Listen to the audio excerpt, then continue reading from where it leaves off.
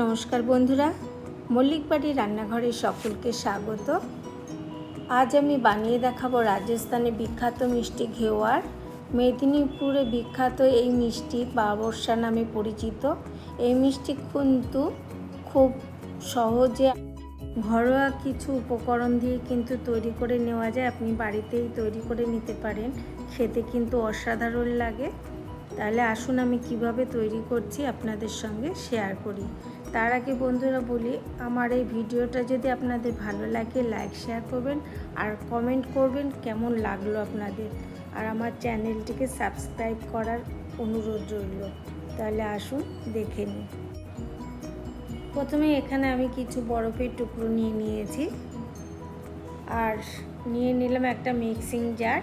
এর মধ্যে দিয়ে দিলাম আর দিয়ে দিলাম 4 চা চামচ পরিমাণে ঘি আর বরফ দিয়ে আমি একটু মিশিয়ে নেব মিক্সিং জারের মধ্যে। এই কাজটা কিন্তু আপনারা হাতেও করতে পারেন, তাতে একটু সময় বেশি লাগে। আমি কিছুক্ষণ ঘুরিয়ে নেবার পর দেখুন একটা সুন্দর একটা ক্রিম ভাব এসে গেছে আর ঘিয়ের কালারটাও কিন্তু চেঞ্জ হতে শুরু করেছে। এবার এর মধ্যে আমি দিয়ে দেব, এখানে আমি 1 কাপ পরিমাণে ময়দা নিয়ে নিয়েছি। আমি পুরোটা একবারে দেব না, এখন অল্প কিছু দেব, পরে বাকিটা দেব।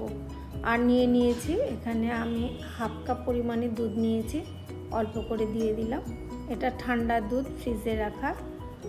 এবার আবার একটু ঘুরিয়ে নেব। এবার বাকি ময়দাটাও দিয়ে দেবো আর বাকি দুধটাও দিয়ে দেবো, দিয়ে আবারও একটু মিশিয়ে নেব। একটা পাত্রের মধ্যে ঢেলে নিলাম। ব্যাটারটা কিন্তু অনেকটাই গাঢ় আছে, তার জন্য আমি কিছু বরফ দিয়ে দিলাম। আপনারা চাইলে কিন্তু এখানে বরফের পরিবর্তে ঠান্ডা জলও ব্যবহার করতে পারেন। ভালো করে মিশিয়ে নিতে হবে। ঘনত্বটা খুব পাতলাও হবে না, আবার খুব মোটাও হবে না। এরকমভাবে দাগ দিয়ে দিলে দেখতে পাচ্ছেন এরকম থিকনেসটা হবে। এবার সাইড করে রেখে দেবো। এবার আমি অপর দিকে একটা প্যান নিয়ে নিয়েছি, তাতে আমি ক্ষীর বা রাবড়ি তৈরি করে নেব। তার জন্য 200 গ্রাম আমি খোয়া ক্ষীর গ্রেট করে নিয়েছি আর এর মধ্যে দিয়ে দেবো আমি 1/2 কাপ পরিমাণে লিকুইড দুধ।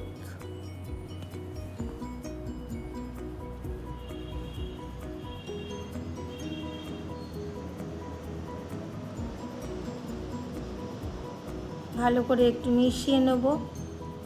এবার এর মধ্যে দিয়ে দেবো 4 চামচ পরিমাণে গুঁড়ো দুধ, দিয়ে ভালো করে মিশিয়ে নেব আবারও। এই সময় আঁচটা কিন্তু আমি মিডিয়ামে রেখে করব।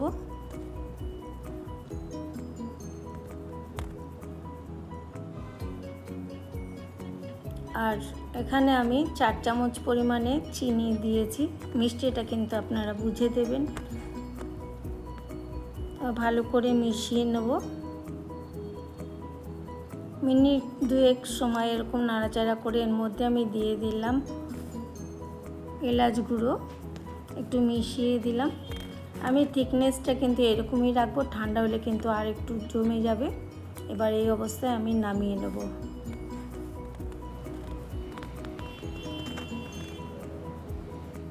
এবার চাশনি বা সিরাপ তৈরি করবার জন্য 1 কাপ পরিমাণে আমি চিনি নিয়ে নিলাম আর 1/2 কাপের থেকে একটু বেশি জল দিয়ে দিলাম।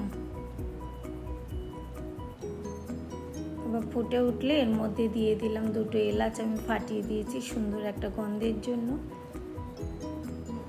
এবার মিনিট 3 ফোটার পরে 1 চামচ লেবুর রস, যাতে জমে না যায় আর বেশি পাতলা বা মোটা হবে না, এই অবস্থায় আমি নামিয়ে নেব।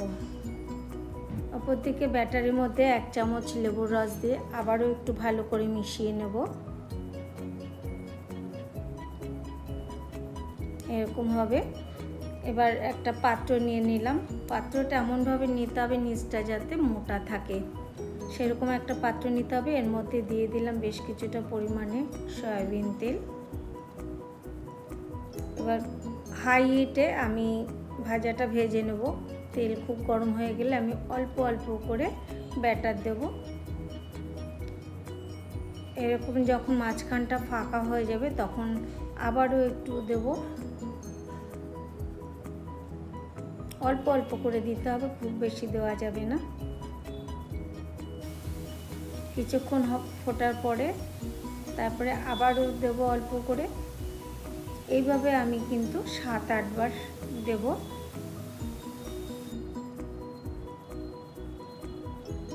এই সময় কিন্তু ফ্লেমটা কিন্তু হাই হিটে থাকবে।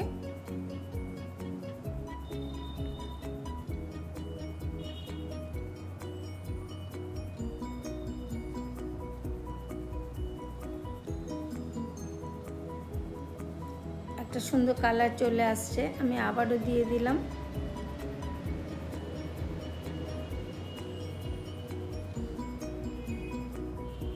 এবার দেখুন সুন্দর একটা কালার চলে এসছে। এবার আমি একটু চেপে নামিয়ে দেবো যাতে উপরটাও একটু ভালো করে ভাজা হয়।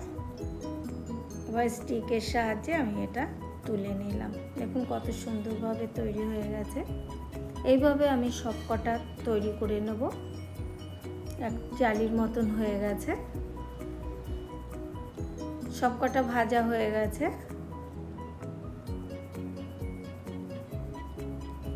এবার এর উপরে আমি আগে থেকে যে সিরাপটা তৈরি করে রেখেছিলাম 2 চামচ উপরটা ছড়িয়ে দিলাম, আর তার উপরে দিয়ে দিলাম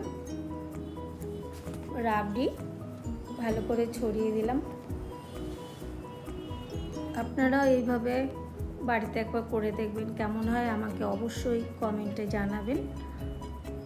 আর এর উপরে দিয়ে দেব ড্রাই ফ্রুটস, পেস্তা, বাদাম। আবার আসবো অন্য কোনো রেসিপি নিয়ে। আপনারা ভালো থাকুন, সুস্থ থাকুন।